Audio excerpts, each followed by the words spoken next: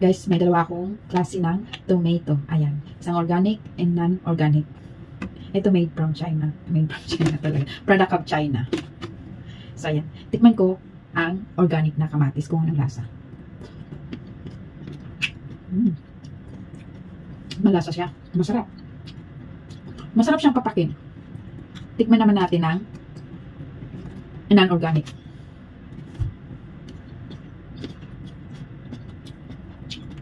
Matabang. Masarap pala talaga ang organic. Parang matamis-tamis siya. So, ayan. At yung kanyang balat, makunat, no? Doon pala yun.